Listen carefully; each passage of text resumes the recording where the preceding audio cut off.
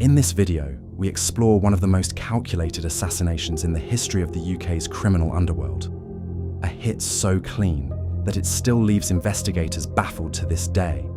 The identity of those behind the brutal execution remains a mystery. Colin Smith, known on the streets as Smigger, was no ordinary man. Based in Halewood, Liverpool, he was a father of 5, a neighbour described as humble, respectful, and soft-spoken. To the outside world, he was just a devoted family man and a successful local businessman. But beneath the calm exterior lay a very different reality. Smith was a key player at the helm of one of Britain's most powerful drug networks, a man deeply embedded in the country's multi-million-pound cocaine trade, and someone whose rise to power made him a serious threat to rival factions, and perhaps even international cartels. In the early 1980s, Liverpool found itself in the grip of a rising tide of gang culture and drug addiction, earning the grim nickname Smack City. As heroin and cocaine flooded the streets, drug trafficking quickly became a lucrative trade. Criminal gangs began forging direct links with powerful South American cartels, who at the time controlled an estimated 80% of the global drug supply. For young men growing up in poverty-stricken neighborhoods, these new connections offered something they'd never had before: a way out. Almost overnight, local street dealers were turning into millionaires, thanks to the backing of cartels like the infamous Cali cartel. One of the most notorious figures to emerge from this era was Curtis Warren, a Toxteth-born dealer who became a dominant force in the UK's drug trade. At the height of his empire, Warren was listed on the Sunday Times Rich List, boasting a reported net worth of £120 million, which would be worth nearly £500 million today. But Warren's reign didn't last. In 1992, a shipment traced back to Colombia was intercepted at a port in the Netherlands. The bust led to his arrest and a 12-year prison sentence.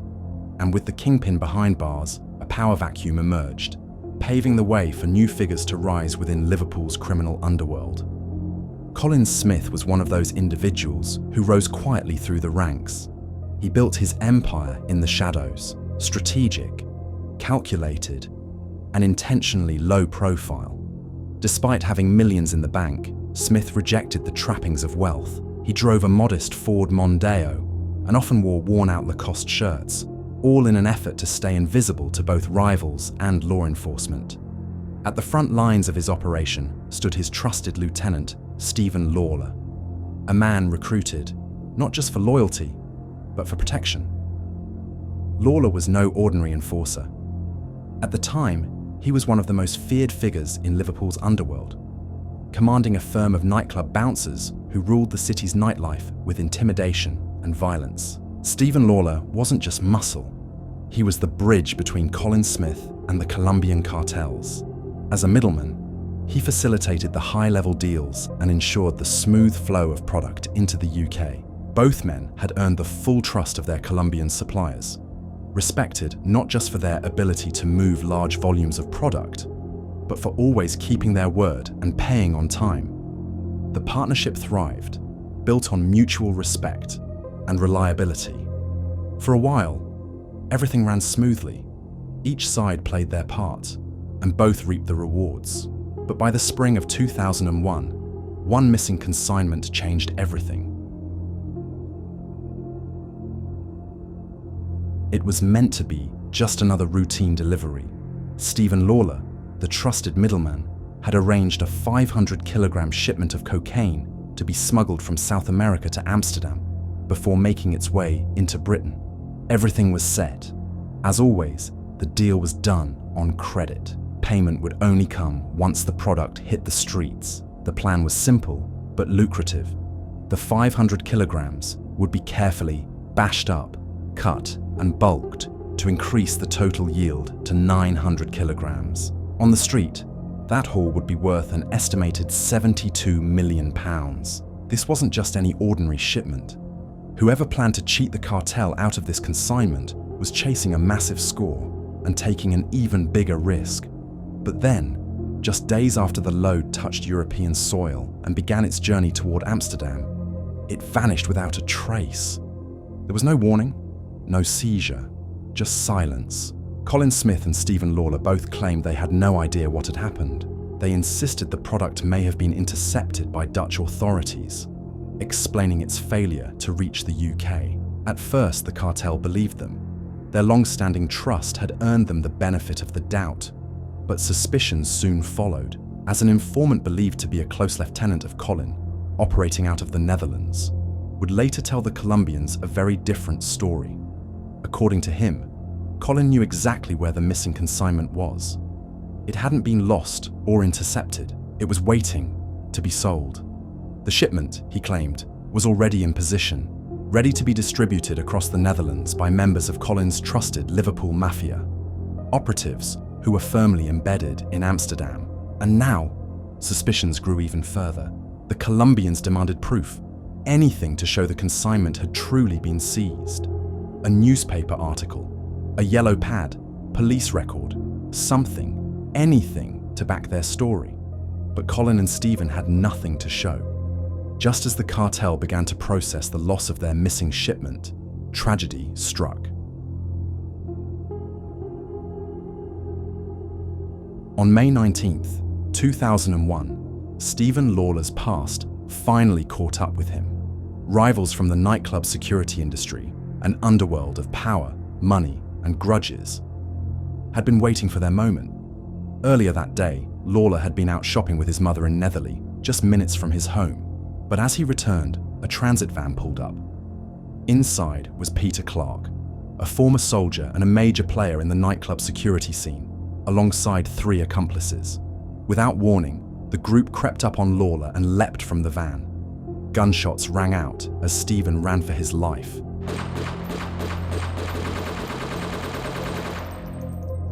But there was no escape. The gunmen chased him down, and at close range, they opened fire again.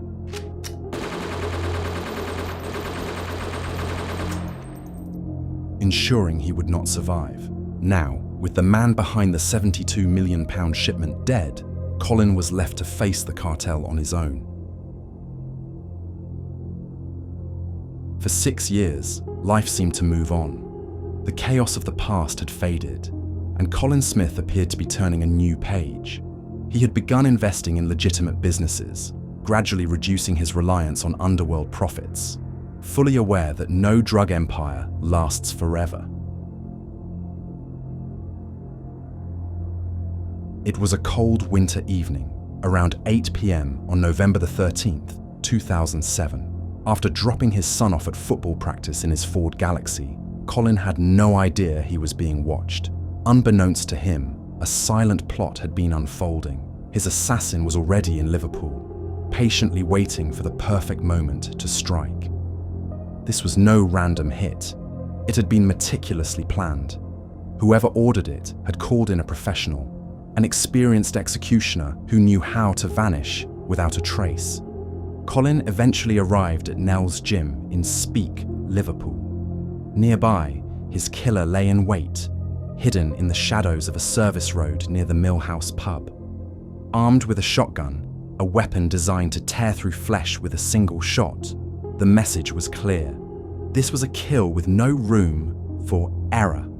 The choice of weapon, the precision of the ambush, it all pointed to one chilling fact.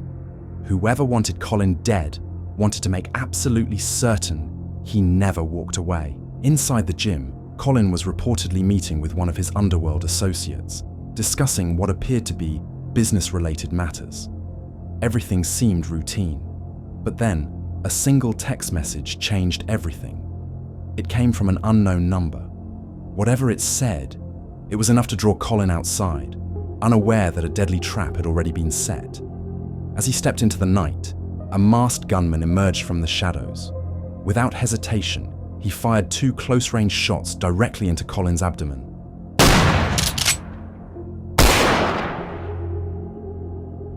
The assassin didn't run. He didn't panic. He simply vanished into the darkness, calm, calculated, and professional. Colin collapsed on the pavement, and within seconds, he was gone. Moments later, police and forensic teams were called to a brutal scene. The quiet street of Elaway Road had been transformed into a murder crime scene, its silence shattered by the violence that had just unfolded.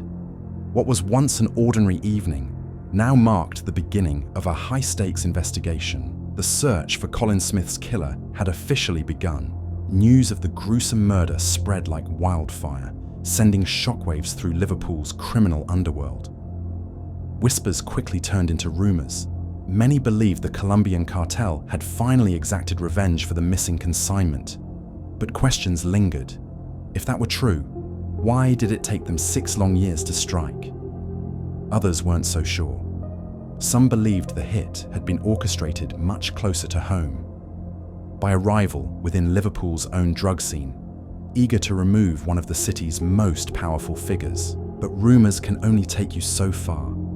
They might steer authorities toward potential suspects, spark leads, or open new lines of inquiry. But in the courtroom, they carry no weight. Without concrete evidence, speculation alone won't deliver justice. Nearly 2 decades on, the truth remains elusive. The killers are still out there, and the case remains unsolved. Colin Smith left a lasting mark on the UK's drug scene. He operated quietly, moved with precision, and made millions, without ever being caught by the authorities. But there's a well-known phrase in the criminal world, one that every player is eventually forced to live by. It's either death or prison. And like so many before him, Colin Smith was no exception.